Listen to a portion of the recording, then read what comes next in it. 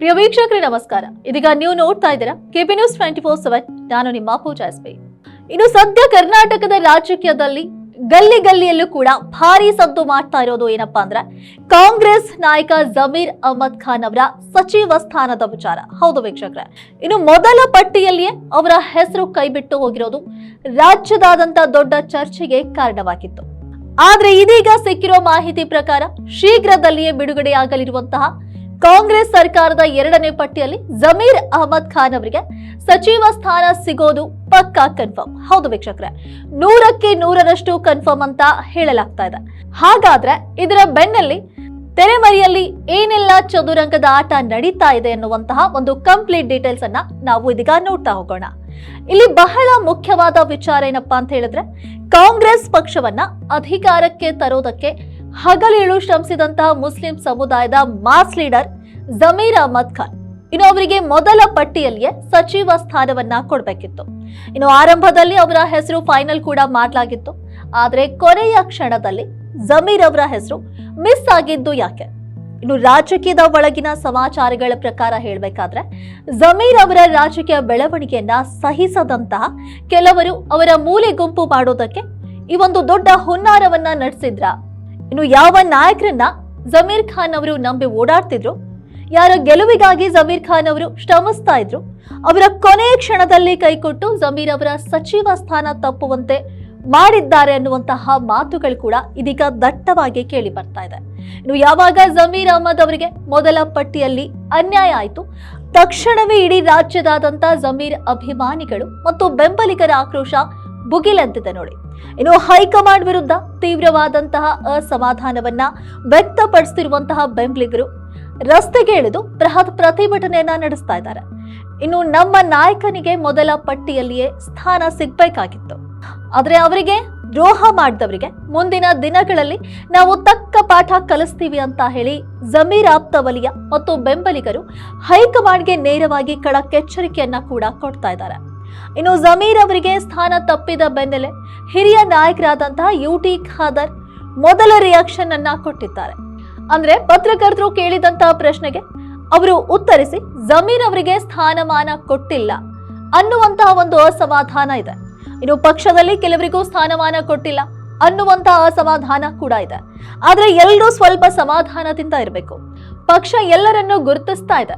ಇನ್ನು ಮುಂದಿನ ದಿನಗಳಲ್ಲಿ ಸಂಪುಟ ವಿಸ್ತರಣೆ ಇದೆ, ಅದರಲ್ಲಿ ಇದ್ದೇ ಇರುತ್ತೆ ಅಂತ ಹೇಳಿದ್ದಾರೆ. ಅಂದ್ರೆ ಈಗ ಜಮೀರ್ ಅಹಮದ್ ಅವರಿಗೆ ಮುಂದಿನ ದಿನಗಳಲ್ಲಿ ನ್ಯಾಯ ಸಿಗಲಿದೆ ಅನ್ನುವಂತಹ ಒಂದು ಮುನ್ಸೂಚನೆಯನ್ನ ಯುಟಿ ಖಾದರ್ ಅವರು ಕೊಟ್ಟಿದ್ದಾರೆ ಅನ್ನುವಂತಹ ಮಾತುಗಳು ಕೂಡ ಕೇಳಿ ಬರ್ತಾ ಇದೆ. ಇನ್ನು ಯುಟಿ ಖಾದರ್ ಅವರ ಈ ರಿಯಾಕ್ಷನ್ ಬೆನ್ನಲ್ಲೇ ಇಡೀ ರಾಜಕೀಯ ಗೊಂದಲಕ್ಕೆ ಮತ್ತು ಅಪಪ್ರಚಾರಕ್ಕೆ ಬ್ರೇಕ್ ಹಾಕೋದಕ್ಕೆ ಸ್ವತಃ ಕೋಡಿ ಮಠದ ಶ್ರೀಗಳು ರಂಗಕ್ಕೆ ಇಳಿದಿದ್ದಾರೆ. ಹೌದು ವೀಕ್ಷಕರೇ, ಇನ್ನು ಜಮೀರ್ ವಿಚಾರದ ಬಗ್ಗೆ ಮಾತನಾಡಿದ ಕೋಡಿಮಠ ಶ್ರೀಗಳು ಜಮೀರ್ ಬೆಂಬಲಿಗರಿಗೆ ಧೈರ್ಯ ತುಂಬುತ್ತಾ ಸದ್ಯ ಹರಡ್ತಾ ಇರುವುದೆಲ್ಲ ಕೇವಲ ಅಪಪ್ರಚಾರ. ನಮ್ಮ ಜಮೀರ್ ಸಾಹೇಬ್ರು ಮತ್ತೊಮ್ಮೆ ಕರ್ನಾಟಕ ರಾಜ್ಯದ ಮಂತ್ರಿ ಮಂಡಲದಲ್ಲಿ ಸೇರ್ಪಡೆಯಾಗಲಿದ್ದಾರೆ. ಇದ್ರ ಬಗ್ಗೆ ಯಾರು ಕೂಡ ಯೋಚನೆ ಮಾಡೋದು ಬೇಡ ಅಂತ ಹೇಳಿ ಭವಿಷ್ಯವಾಣಿ ಕೂಡ ನುಡ್ತಿದ್ದಾರೆ. ಇನ್ನು ಅಷ್ಟೇ ಅಲ್ಲದೆ ಸ್ನೇಹಿತರು ಯಾವ ಕಾರಣಕ್ಕೂ ಕೂಡ ಜಮೀರ್ ಇಲ್ಲದ ಸರ್ಕಾರ ಆಗೋದಿಲ್ಲ, ಇನ್ನು ಜಮೀರ್ ಇದ್ರೆ ಮಾತ್ರ ಸರ್ಕಾರ. ಆ ದೃಷ್ಟಿಯಿಂದ ಜಮೀರ್ ಅವರು ಮತ್ತೆ ಮಂತ್ರಿ ಮಂಡಲ ಸೇರ್ತಾರೆ, ಅವರು ಜಾತ್ಯತೀತವಾಗಿ ದುಡಿದಿದ್ದಾರೆ ಅಂತ ಕೋಡಿ ಶ್ರೀಗಳು ಭವಿಷ್ಯವಾಣಿಯನ್ನ ನುಡ್ತಿದ್ದಾರೆ.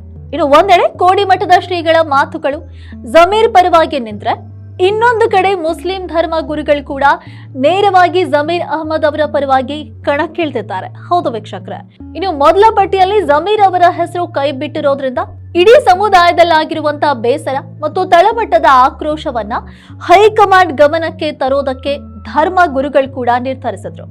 ಇನ್ನು ಜಮೀರ್ ಅಹಮದ್ ಖಾನ್ ಅವರಿಗೆ ಸಚಿವ ಸ್ಥಾನ ಸಿಗಲೇಬೇಕು ಅಂತ ಧರ್ಮಗುರುಗಳು ಹೈಕಮಾಂಡ್ ಮಟ್ಟದಲ್ಲಿ ದೊಡ್ಡ ಮಟ್ಟದ ಒತ್ತಡವನ್ನ ಕೂಡ ಹೇರೋದಕ್ಕೆ ಶುರು ಮಾಡಿದ್ದಾರೆ. ಇನ್ನು ವಿಷಯ ಎಲ್ಲಿಗೆ ಹೋಯ್ತು ಅಂತ ಹೇಳಿದ್ರೆ, ಈ ರಾಜಕೀಯ ಬಿಕ್ಕಟ್ಟು ತಾರಕಕ್ಕೆ ಏರ್ತಾ ಇದ್ದಂತೆ ಮುಸ್ಲಿಂ ಧರ್ಮಗುರುಗಳು ಕೂಡ ನೇರವಾಗಿ ಕಾಂಗ್ರೆಸ್ ಅಗ್ರ ನಾಯಕ ರಾಹುಲ್ ಗಾಂಧಿ ಅವರ ಜೊತೆ ದೂರವಾಣಿ ಮೂಲಕ ಸಂಪರ್ಕ ಕೂಡ ಸಾಧಿಸಿ ಸಮಾಲೋಚನೆಯನ್ನ ಕೂಡ ನಡೆಸಿದ್ದಾರೆ.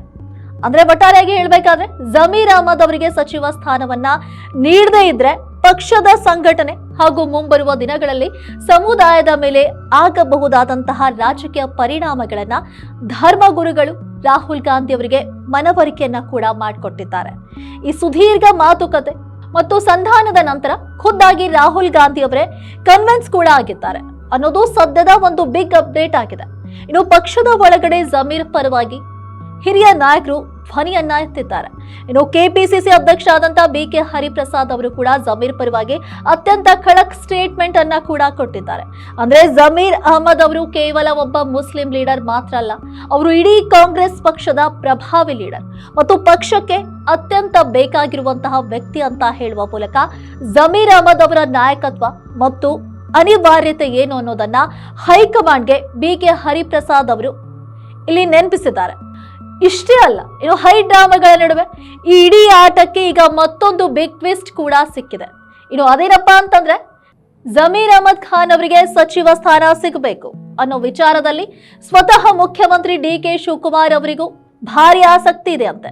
ಹೌದು ವೀಕ್ಷಕರೇ, ಈಗ ಸಿಎಂ ಆಗಿರುವಂತಹ DK ಶಿವಕುಮಾರ್ ಅವರಿಗೆ ತಮ್ಮ ಸರ್ಕಾರವನ್ನ ಅತ್ಯಂತ ಗಟ್ಟಿಯಾಗಿ ನಡೆಸೋದಕ್ಕೆ ಮತ್ತು ಮುಸ್ಲಿಂ ಸಮುದಾಯದ ಸಂಪೂರ್ಣ ಬೆಂಬಲವನ್ನ ತಮ್ಮ ಕಡೆಗೆ ಉಳಿಸಿಕೊಳ್ಳೋದಕ್ಕೆ ಜಮೀರ್ ಅವರಂತಹ ಮಾಸ್ ಲೀಡರ್ ಮಂತ್ರಿ ಮಂಡಲದಲ್ಲಿ ಇರಲೇಬೇಕು ಅನ್ನೋದು ಪಕ್ಕಾ ಗೊತ್ತಿರುವಂತಹ ವಿಚಾರ ಆಗಿದೆ. ಇನ್ನು ಒಂದು ಕಾಲದಲ್ಲಿ ಜಮೀರ್ ಯಾರ ಹಿಂದೆ ಓಡಾಡ್ತಾ ಇದ್ರು, ಅವರು ಕೈ ಕೊಟ್ಟಾಗ ಈಗ ಸಿಎಂ ಕುರ್ಚಿಯಲ್ಲಿರುವಂತಹ DK ಶಿವಕುಮಾರ್ ಅವರೇ ಜಮೀರ್ ಅವರ ಕೈ ಹಿಡಿಯೋದಕ್ಕೆ ಮುಂದೆ ಬಂದಿದ್ದಾರೆ. ಇನ್ನು ಇದೇ ಕಾರಣಕ್ಕೆ ಜಮೀರ್ ಅವರಿಗೆ ಮೊದಲ ಪಟ್ಟಿಯಲ್ಲಿ ಸ್ಥಾನ ತಪ್ಪಿದ್ದಾಗ ಖುದ್ದಾಗಿ ಸಿಎಂ DK ಶಿವಕುಮಾರ್ ಅವರೇ ಹೈಕಮಾಂಡ್ ಮಧ್ಯದಲ್ಲಿ ಮಾತನಾಡಿದ್ದಾರಂತೆ. ಇನ್ನು ಎರಡನೇ ಪಟ್ಟಿಯಲ್ಲಿ ಜಮೀರ್ ಅವರ ಹೆಸರು ಫಿಕ್ಸ್ ಆಗುವಂತೆ ನೋಡಿಕೊಳ್ಳಲು ತಾವೇ ಖುದ್ದಾಗಿ ಭಾರಿ ಆಸಕ್ತಿ ವಹಿಸಿದ್ದಾರೆ ಅನ್ನೋದು ಸದ್ಯದ ಬಿಗ್ ಅಂಡ್ ಹಾಟ್ ಸಮಾಚಾರ ಅಂತಾನೆ ಹೇಳ್ಬೋದು. ಇನ್ನು ಇಷ್ಟೆಲ್ಲ ರಾಜಕೀಯ ಚದುರಂಗದಾಟ ನಡೆದ ಮೇಲೆ ಈಗ ಹೈಕಮಾಂಡ್ ಸಂಪೂರ್ಣವಾಗಿ ಮಣಿದಿದೆ ಅಂತಾನೂ ಕೂಡ ಹೇಳಲಾಗ್ತಾ ಇದೆ. ಇನ್ನು ಇದೇ ಕಾರಣಕ್ಕೆ ಕಾಂಗ್ರೆಸ್ ಸರ್ಕಾರದ ಎರಡನೇ ಪಟ್ಟಿಯಲ್ಲಿ ಜಮೀರ್ ಅಹಮದ್ ಖಾನ್ ಅವರ ಹೆಸರು ಇದೆ ಅಂತ ಹೇಳಲಾಗ್ತಾ ಇದೆ. ಇನ್ನು ಅವರಿಗೆ ಸಚಿವ ಸ್ಥಾನ ಸಿಗೋದಂತೂ ಪಕ್ಕಾ ಕನ್ಫರ್ಮ್ ಆಗ್ತಾ ಇದೆ. ಇದೀಗ 100ಕ್ಕೆ 100ರಷ್ಟು ಕನ್ಫರ್ಮ್ ಆಗಿದೆ ಅಂತ ಕೂಡ ಹೇಳಲಾಗ್ತಾ ಇದೆ. ಇನ್ನು ದೆಹಲಿ ಮೂಲಗಳು ಕೂಡ ಖಚಿತಪಡಿಸ್ತಾ ಇದ್ದಾವೆ ಅನ್ನುವಂತಹ ಮಾತುಗಳು ಕೂಡ ರಾಜಕೀಯ ವಲಯದಲ್ಲಿ ಬಲವಾಗಿ ಕೇಳಿ ಬರ್ತಾ ಇದೆ.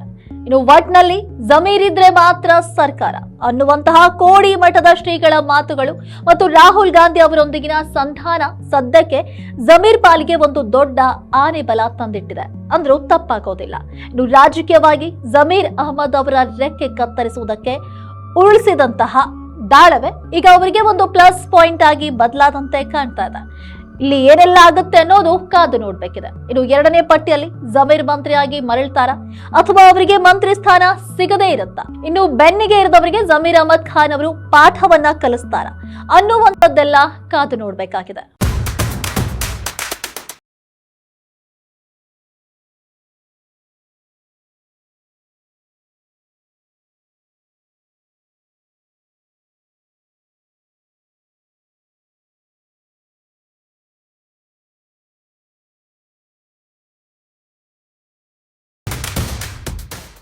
ಇನ್ನು ರಾಜಕೀಯದಲ್ಲಿ ಆಗ್ತಾ ಇರುವಂತಹ ಬದಲಾವಣೆಯ ಅಪ್ಡೇಟ್ಸ್ಗಳಿಗಾಗಿ ನೋಡ್ತಾರೆ KP News 24/7. ಧನ್ಯವಾದಗಳೊಂದಿಗೆ ನಾನು ನಿಮ್ಮ ಪೂಜಾ ಎಸ್.